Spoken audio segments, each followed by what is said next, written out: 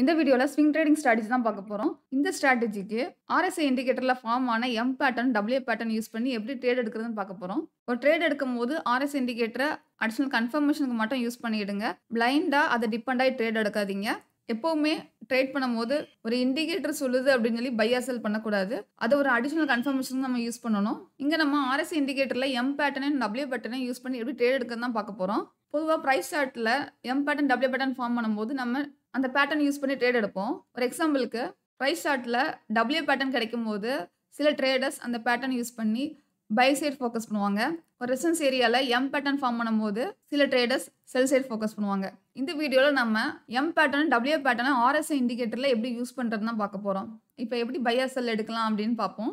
RSI 70 லெவல்ல இருக்கும்போது நமக்கு அந்த இடத்துல M பேட்டர்ன் கிடைச்சதுன்னா அந்த 70 லெவலை தாண்டி இறங்கும்போது நீங்க என்ட்ரி கொடுக்கணும். பிரைஸ் சார்ட்ல இருக்க ஸ்விங் ஹைக் மேல ஸ்டாப் லாஸ் செட் பண்ணிக்கணும். RSI 30 லெவல்ல ரீச் பண்ணும்போது டார்கெட் செட் பண்ணிக்கணும். அதே மாதிரி RSI 30 லெவல்ல இருக்கும்போது இங்க உங்களுக்கு W பேட்டர்ன் கிடைக்கும்போது RSI 30 லெவல் கிராஸ் பண்ணி மேலே ஏறும்போது நீங்க என்ட்ரி கொடுக்கணும். பிரைஸ் சார்ட்ல ஸ்விங் லோ கீழே நீங்க ஸ்டாப் லாஸ் செட் பண்ணிக்கணும். இங்க நம்ம 70 லெவலையும் 30 லெவலையும் தான் யூஸ் பண்ணியிருக்கோம்.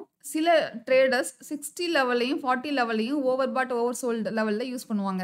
பொதுவா 60 லெவலுக்கும் 40 லெவலுக்குள்ள நமக்கு RSI இருக்கும்போது மார்க்கெட் சைடுவேஸ்ல இருக்கும். 60 லெவலை கிராஸ் பண்ணி போகும்போது மார்க்கெட் புல்லிஷ் ஆகும். 40 லெவலுக்கு கீழே வரும்போது மார்க்கெட் பியரிஷ் ஆகும். இந்த ஸ்ட்ராட்டஜிக்கு நீங்க 70, 30 லெவல ஓவர் பாட் ஓவர் சோல்டு லெவலை யூஸ் பண்ணிக்கலாம். இல்லைனா சப்போஸ் இல்ல ஸ்டாக் உங்களுக்கு 60 லெவலையும் 40 லெவலையும் ரெஸ்பெக்ட் பண்ணுதுன்னா அதை நீங்க ஓவர் பாட் ஓவர் சோல்டு லெவலா யூஸ் பண்ணிக்கலாம். இந்த ஸ்ட்ராட்டஜியை நீங்க ஹையர் டைம் ஃப்ரேம்ல யூஸ் பண்ணணும். இப்போ ஒரு எக்ஸாம்பிள் பார்க்கலாம். இது டெய்லி சார்ட். இங்கே நீங்க இண்டிகேட்டர்ஸ்ல போய் RSI செலக்ட் பண்ணணும். செட்டிங்ஸ்ல நம்ம எதுவும் சேஞ்ச் பண்ண வேண்டாம். இப்போ இங்க நமக்கு RSIல M பேட்டர்ன் ஃபார்ம் பண்ணியிருக்கு. 70 லெவலுக்கு மேல தான் RSI இருக்கு. இங்க நமக்கு 70 லெவல்ல இருந்து கிராஸ் ஆகி கீழே இறங்குது. இந்த கேண்டில்ல நம்மளோட என்ட்ரி இருக்கும். இதுக்கு மேல நம்ம ஸ்டாப் லாஸ் செட் பண்ணிக்கணும். RSI 30 லெவல் ரீச் பண்ணதுக்கு அப்புறம் டார்கெட் செட் பண்ணிக்கலாம். இல்லைனா நீங்க 1:3 ரிஸ்க் ரிவார்ட் ரேஷியோ ஃபாலோ பண்ணிக்கலாம். இங்க RSI டிபெண்ட் ஆகி மட்டும் நம்ம என்ட்ரி எடுக்கக்கூடாது. அதுக்கு முன்னாடி நீங்க சரியா அனலைஸ் பண்ணியிருக்கணும். ஒரு எக்ஸாம்பிளுக்கு இந்த ஏரியா ஒரு முக்கியமான ரெசிஸ்டன்ஸ் ஏரியாவா இருக்கணும். இல்லைனா இந்த இடத்துல நீங்க பிவட் பாயிண்ட் அப்ளை பண்ணி அங்க ஏதாவது ஒரு ரெசிஸ்டன்ஸ் மேக் பண்ணுதா அப்படிங்க செக் பண்ணிடணும். ஒரு எக்ஸாம்பிளுக்கு இப்போ நம்ம பிவட் பாயிண்ட் அப்ளை பண்ணி பார்க்கலாம். இந்த இடத்துல நமக்கு R1க்கு கீழே தான் பிரைஸ் இருக்கு. ஸோ மேக்ஸிமம் நமக்கு இங்க ரிவர்சல் எடுக்க சான்சஸ் அதிகமாக இருக்கும். இப்போ இந்த எக்ஸாம்பிள் பாருங்க. இங்க நமக்கு M பேட்டர்ன் ஃபார்ம் ஆயிருக்கு. 70 லெவலுக்கு மேல தான் RSI இருக்கு. இங்க நமக்கு RSIல இருந்து 70 லெவலை கிராஸ் பண்ணி கீழே இறங்கி வருது. இப்போ இந்த கேண்டில்ல நமக்கு RSI 70 லெவலுக்கு கீழே கிராஸ் ஆயிருக்கு. இது கரெக்டான என்ட்ரியா அப்படிங்கிறதுக்கு நீங்க பிவட் பாயிண்ட் அப்ளை பண்ணி பாருங்க. இங்க உங்களுக்கு பிரைஸ் பிவட் பாயிண்ட்டுக்கு மேலே இருக்கு. இந்த ட்ரேட் நீங்க எடுத்தீங்கன்னா சப்போஸ் அடுத்த கேண்டில் உங்களுக்கு பிவட் பாயிண்ட்ல சப்போர்ட் மேக் பண்ணுச்சுன்னா அங்க நீங்க எக்ஸிட் ஆயிரணும். இங்க உங்களுக்கு அடுத்த கேண்டில் பிவட் பாயிண்ட்ல சப்போர்ட் மேக் பண்ணிட்டு அதுக்கப்புறம் ஏற ஆரம்பிக்குது. ஸோ நீங்க ஸ்டாப் லாஸ் ஹிட் ஆகுற வரைக்கும் நீங்க வெயிட் பண்ண வேண்டாம். இந்த இடத்துல நீங்க எக்ஸிட் ஆயிக்கலாம். நீங்க இனிஷியலா இங்க தான் ஸ்டாப் லாஸ் பிளேஸ் பண்ணிருப்பீங்க. பட் பிவட் பாயிண்ட்ல சப்போர்ட் எடுக்கும்போது அந்த இடத்துல நீங்க எக்ஸிட் ஆகுறது நல்லது. பிவட் பாயிண்ட்ல சப்போர்ட் மேக் பண்ணுச்சு அப்படின்னா R1க்கு டார்கெட் வச்சு அங்க என்ட்ரி எடுப்பாங்க. ஸோ அந்த மாதிரி டைம் நீங்க வெறும் RSI டிபெண்ட் ஆகி மட்டும் செல் சைடு ஃபோக்கஸ் பண்ணக்கூடாது. இப்போ இந்த எக்ஸாம்பிள்ல நமக்கு RSI 70 லெவலுக்கு மேல இருக்கு. இங்க நமக்கு M பேட்டர்ன் ஃபார்ம் ஆயிருக்கு. இந்த இடத்துல 70 லெவல்ல இருந்து கிராஸ் ஆகி கீழே இறங்கியிருக்கு. ஸோ இதுதான் நம்மளோட என்ட்ரி கேண்டிலா இருக்கும். இந்த இடத்துல நீங்க ஸ்டாப் லாஸ் செட் பண்ணிட்டு இந்த கேண்டில்ல என்ட்ரி கொடுக்கணும். என்ட்ரி கரெக்டா அப்படிங்க செக் பண்றதுக்கு பிவட் பாயிண்ட் அப்ளை பண்ணி பாருங்க. இங்க உங்களுக்கு R2ல ரெசிஸ்டன்ஸ் மேக் பண்ணிட்டு இருக்கு. நீங்க அடுத்த கேண்டில்ல என்ட்ரி கொடுக்குறீங்க. ஃபர்ஸ்ட் டார்கெட்டா உங்களுக்கு கண்டிப்பா R1 தான் இருக்கணும். ஏன்னா பிவட் பாயிண்ட் யூஸ் பண்ணும்போது R1 கிராஸ் பண்ணிட்டு அப்படின்னா நமக்கு R2, R3ங்கிறது ஈஸியா ரீச் ஆகும். ஸோ லாங் சைடு தான் ஃபோக்கஸ் பண்ணுவாங்க. செல்லிங் பண்றீங்க அப்படின்னா எங்க எக்ஸிட் ஆகணும் அப்படின்னா அதுக்கேற்றபடி பிளான் பண்ணிக்கணும். RSI 30 லெவல்ல ரீச் ஆனதுக்கு அப்புறம் தான் நம்ம டார்கெட் செட் பண்றோம். சப்போஸ் R1ல சப்போர்ட் எடுத்துச்சு அப்படின்னா அங்க நீங்க கண்டிப்பா எக்ஸிட் ஆகணும். இது பயோகான் ஸ்டாக். இந்த எக்ஸாம்பிள் பாருங்க. இங்க RSI 30 லெவல் கீழே இருக்கு. இந்த இடத்துல நமக்கு W பேட்டர்ன் ஃபார்ம் பண்ணிருக்கு. இங்க நமக்கு 30 லெவலுக்கு மேல கிராஸ் ஆகி ஏறுது. இந்த கேண்டில்ல நம்ம பை சைடு ஃபோக்கஸ் பண்ணணும்.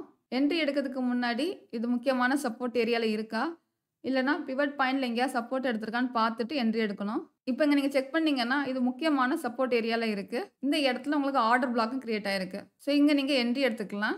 அடிஷனல் கன்ஃபர்மேஷனுக்கு நீங்க பிவட் பாயிண்டையும் அப்ளை பண்ணி பார்க்கணும். இங்க உங்களுக்கு பிரைஸ் S1க்கு மேல தான் இருக்கு. S1க்கு கீழே நமக்கு கிடையாது.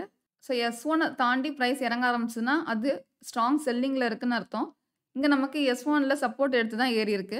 ஸோ இந்த ட்ரேட நம்ம எடுத்துக்கலாம். இது கீழ நம்ம ஸ்டாப் லாஸ் செட் பண்ணிட்டு, இங்க நீங்க பிவட் பாயிண்ட்ட டார்கெட்டா செட் பண்ணிக்கலாம். இல்லன்னா RSI 70 லெவல ரீச் பண்ணும்போது எக்ஸிட் ஆயிக்கலாம்.